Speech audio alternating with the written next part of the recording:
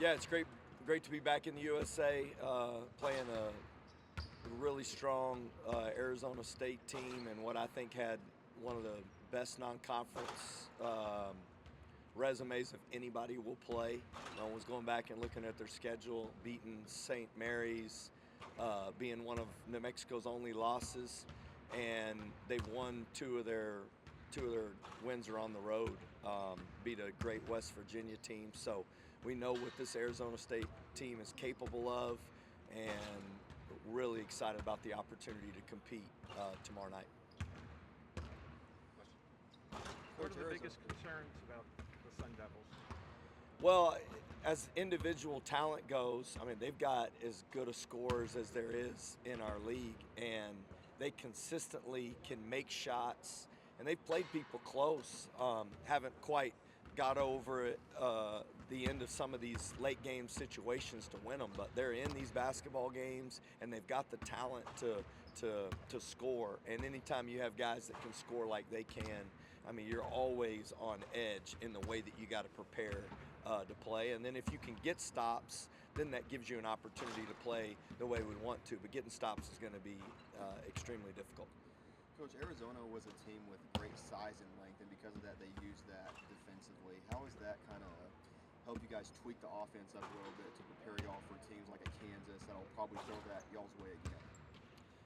Well, looking back at the game against Arizona, like how physical they were on the ball, I just thought their activity level, like back tapping us, and like we would get by them, and they were still being physical in their size, and then our ability to get it close to the basket and keep going to the rim. I mean, I thought just their first attack on the defensive end pushed us out of a comfort level where those shots were just contested in a way that it made it difficult. And I thought their effort, honestly, was the most important part. I mean, they've got good size and length, and most teams in our league do have good size and length, but I thought their effort was just tremendous, and I thought that was the difference. I mean, yes, size and length did impact it, but I thought the way they played and how hard they played was really the the reason.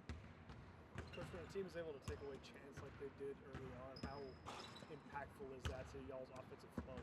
Yeah, I mean, we've talked about that as a staff. Just, we had chance in some actions that we felt like were good going into the game, and they defended it well, and they were prepared for it. And so then what's the counteraction to it that we need? We just need to constantly find ways to involve them in what we're doing. And the more you can put him in plays and the more you can give him opportunities offensively, he's proven that the better he plays. So we just got to keep involving in different ways and didn't spread it out enough in that one. Has these 3, 4 days in between games kind of been a nice little pause just because you guys have gone through so much in the last couple weeks? Yeah, I mean, it's funny because these days, if you have 4 days between games, it's a pause. It's just the Big 12 this year there's no breaks, and so I do think that you still have to practice and be engaged, but there also has to be a refreshing in the way you approach this and knowing that you are in one game seasons. I mean, the more you make it about where you are in the league and how far you have to go and just literally is like, how do you approach this day today and how do you figure out a way to get a little bit better? And that's honestly been our approach. But we needed a couple days to get back home and to um, recover, honestly, from the physical play that we experienced on Saturday in Tucson. Then could you speak about Arizona State's freshman forward, Jaden Quintons? It seems like he's really a shot blocking presence and really a good rebounder, probably their best rebounder. Yeah, I mean, I don't know if he'll play in the game. I did see him tweak his ankle against Oklahoma State. I'm guessing that it'll be tough for him to. And I got the opportunity to coach him this summer at the U18, so I got an up close look at him, and man, he's a physical, attack the rim guy at the basket. He's a phenomenal person. I loved being around him, and his presence and his physical play around the basket really is a difference maker. So pending him being able to play, his ability to rebound and score around the rim really uh, is a problem. How did this last game help help you as you were on a roll and things were going well, and then you got your teeth kicked in? How does that help prepare you for the rest of the year? Well, our team has always responded well uh, when adverse times come. And so I think it's such a reminder of how do you stick to the processes that put you in position to win the games that you win and don't get distracted by results. I mean, everybody wants to talk about the result. But really, I think the way we've approached it is how do you look at each play in every game that we've played that didn't work out in our favor, and what was the reason why that we didn't complete what we needed to as a team? And then what's our resilience to keep fighting through it and make it work, right? I mean, there's a ton of resistance in this league. We're gonna experience it tomorrow night against Arizona State. And my message to the team is like, let's not get consumed with the things that everybody wants to talk about publicly, which is the win or the loss, and let's get consumed with how do we get better as people and as basketball players. And I hate making it that simple, but honestly, that's been the approach that I think will give us the best result at the end, which is when we want to be our best. Has this team hit where you want them to be at this point, or are you still thinking that there's more to do? No, we're not even close to what we can be. I mean, you can look up and down our roster and look at the effectiveness of some of the guys in these games, and you can see that we haven't reached our potential. I mean, that's obvious. I mean, the one area that I think has really got to be better is our presence and physical play around the basket.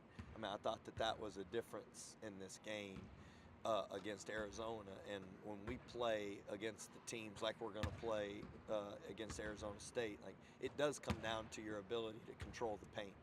I mean, we've got some of the best shooters in the world, not just in college basketball. So how do we control the paint physically, defensively, and offensively? And that kind of is what separates this team. So that's kind of been where I think our growth can be the most improved over the course of the season. We're not close to what we can be, I think. I mean, we've improved, but it's not where it needs to be. FYI, Hurley already said Queens is going to be out for a little while now. But how's Chance's head? I wasn't trying to bash it. I heard that right after practice. Chance looks great. Yeah, I don't like. I mean, I think everybody's got like these colds, and everybody's dealing with stuff. I mean, that was part of the issue. Was he had a sinus deal going into the game, and Lately, you kind of took that yeah, elbow but that's what I'm saying. Like it just kind of was all the sinus pressure and all that he's been dealing with that was a contributing factor to it. He's tough and he's practiced and looks good to go. Been cleared and no issues there. So, sorry, I know you're always kind of bugged here and now. Don't look ahead, but how important is it for you guys to not let your guard down, especially this one and the next couple stretch of games here, where the records don't look great, but you could easily drop one here and there. No, I mean I watched enough of Arizona State over the course of the season, and I've watched. I mean, obviously we had a couple of transfers from Arizona State, so a few years ago I watched just about every game that they played in Devin Cambridge and Warren Washington and evaluating their team. And man, they always find a way to win games in league play in February that may surprise some people. And Coach Hurley is as good as anybody at hanging in there with his team and getting them to believe that they can win a game. And so just a tremendous amount of respect for how they're able to keep getting better. And they go on runs in February. Go back and look at the teams he's coached. They've figured out ways to go on runs. And we've got to be at our absolute best tomorrow night to beat them.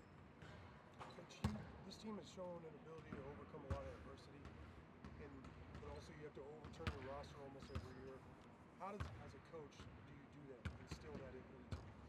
Well, I think the constant communication with a team that has roster turnover like everyone's experiencing across the country is, and I know it's fun to watch the Super Bowl, and I don't watch it for the commercials. I actually wait to the very end to hear what the coaches and players say, and every one of them talk about how selfless that team is.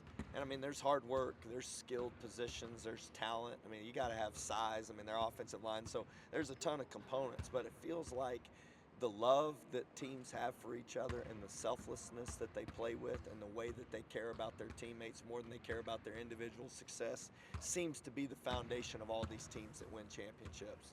So I think there's just a reaffirmation in this day and age when roster turnover that you got to make sure you're putting together a roster that has talent, that can win games because they have physical tools, but the character and the basketball character that they can show and that you can consistently rely upon, I think, is the difference in this. And that's why I believe our team has had the success we've had, is because of the leadership and the character and selflessness of this group and how much they genuinely care about each other. Nobody wants to talk about it, but it's my favorite part. Do you kind of like that that you all aren't perfect yet? I know that kind of sounds crazy, but there's something that's always in the back of your head pushing you to move forward, something that you can kind of light under their feet to get after it. Yeah, this team has embraced the